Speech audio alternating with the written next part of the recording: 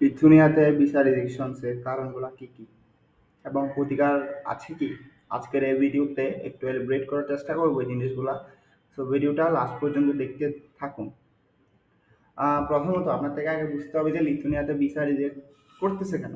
First of all huge applicant, Bangladesh থেকে মনে হয় অলমোস্ট 2 থেকে 2,500 অ্যাপ্লিক্যান্ট অ্যাপ্লাই করতেছে। বাংলাদেশ মানে সাব ডোমেন এশিয়ার কথা বুঝাইছে। সো এখন আমরা বাঙালিরা তো কি, যেটা সবচেয়ে ইজি ওয়ে সেটাই যাওয়ার ট্রাই করবো স্বাভাবিকভাবে। সো এখন আপনার উচিত হবে হচ্ছে প্রথমত ব্যাংক স্টেটমেন্ট নেওয়া স্ট্রং করা। রিসেন্টলি কিছু হচ্ছে মানুষের ভিসা রিজেক্ট হয়েছে, তারা কারণ হচ্ছে তারা ব্যাংক স্টেটমেন্ট 3 মাস 1 মাস এরকম রেখেছে। তারা জাস্ট বলতেছে যে লিথুনিয়া মানে তো ভিসা, এত প্যারা নেওয়ার কি দরকার, 6 মাসের স্টেটমেন্ট মানে অনেক টাকা লেনদেন করতে হবে, অনেক টাকা লোন আসতে পারে, তার চেয়ে ভালো আমি কোনো টাকাই লেনদেন করবো না, জাস্ট টাকাগুলো রাখবো, লিথুনে ভিসা দিয়ে দিবে। বাট এটা হচ্ছে না এখন। সো আপনার থেকে 6 মাসের একটা ব্যাংক স্টেটমেন্ট দেখাতে হবে। ব্যাংক স্টেটমেন্ট মানে আমরা থেকে প্রতি সপ্তাহে 50,000 1 লাখ টাকা তুলতে হবে, প্লাস ব্যাংকে রাখতে হবে। এটা জাস্ট একটা কন্টিনিউয়াস ফ্লো, যে টাকাগুলো আর কি আপনার। সো সেকেন্ডলি আইএলটিএস স্কোরটা একটু আপডেট করার চেষ্টা করবেন, 6.5, বিকজ যখন আপনি হচ্ছে এম্বাসি ফেস করবেন, আমি অনেক রিজেকশনে শুনেছি যে যার কারণ হচ্ছে তারা ইন্টারভিউতে ভালো ভালো কথা বলতে পারে না। সো আপনার থেকে এই জিনিসটা হচ্ছে একটু মাথায় রাখতে হবে যে আইএলটিএস 6 অথবা 6.5 যদি থাকে, এটা আপনার হয়তো বা ভিসার সাথে কোনো কানেকশন নাই, বাট যেহেতু কম্পিটিশনটা বাড়তেছে, আপনার হয়তো বা এম্বাসি একটু ইমপ্রেস হতে পারে যদি আইএলটিএস স্কোরটা ভালো থাকে। থার্ডলি যে জিনিসটা সেটা হচ্ছে আপনারা লো কলেজগুলা সিলেক্ট করবেন না।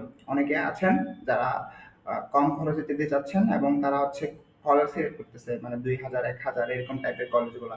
তো এই কলেজগুলো সিলেক্ট করার ফলে দেখা যাচ্ছে যে এম্বাসি তো বুঝতেছে যে এই ছেলেটা হয়তো বা পড়ালেখা করতে যাবে না, অথবা ইউরোপে টাকা কামাইতে যাচ্ছে, নাইলে হচ্ছে অন্য কোনো দেশে মুভ করবে কম টাকায় লিথুয়ানিয়াতে ঢুকে।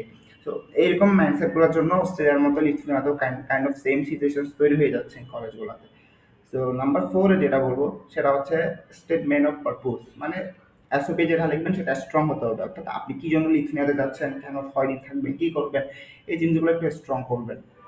এবং নাম্বার ফিফথে আমি একটা জিনিস বলবো সেটা হচ্ছে আপনাদের যে ব্যাংক সলভেন্সি প্লাস হচ্ছে আপনার কোর্স, সব কিছু হচ্ছে কেন যাচ্ছেন, কি জন্য যাচ্ছেন, এই জিনিসগুলো স্ট্রংলি ইন্টারভিউ অথবা ইউনিভার্সিটি যখন আপনারা ফেস করবেন, ইউনিভার্সিটি ইন্টারভিউ, তখন সেগুলো কিন্তু আগে থেকে একটু স্টাডি করে নেবেন।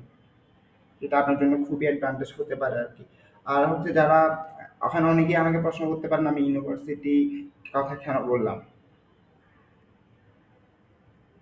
সো এটার কারণ রিসেন্টলি ইউনিভার্সিটি থেকেও কিন্তু রিজেকশন আসতেছে। সো আপনারা যারা হচ্ছে ইউনিভার্সিটিতে অ্যাপ্লাই করবেন, সামহাও যদি ভিসা রিজেক্ট হয় তাহলে 150 থেকে 200 ইউরো আপনার নাই হয়ে যাবে। এর থেকেও বড় কথা, স্ট্রেস আপনি হয়ে যাবেন। 150 বা 200 ইউরো খুব একটা বেশি টাকা না, but at the end of the day it's middle class family who R targeting Lithuania, so তাদের জন্য অবশ্যই অনেক বড় একটা কিছু। সো আপনারা হচ্ছে জাস্ট এই জিনিসগুলো একটু স্টাডি করে নেবেন। আশা করতেছি যে আপনাদের জন্য বেটার কিছু ইনশাল্লাহ আশা করা যায় আর কি। সো এই ছিল আজকের এই ভিডিও পর্যন্ত। সো কোনো কমেন্টস বা কুইজ থাকলে কমেন্টে জানাতে পারেন, আর ভিডিওটা ভালো লাগলে সাবস্ক্রাইব করুন। এটা আমাকে অনেক বেশি মোটিভেট করে ভিডিও বানানোর জন্য। সো আসসালামু আলাইকুম সবাইকে।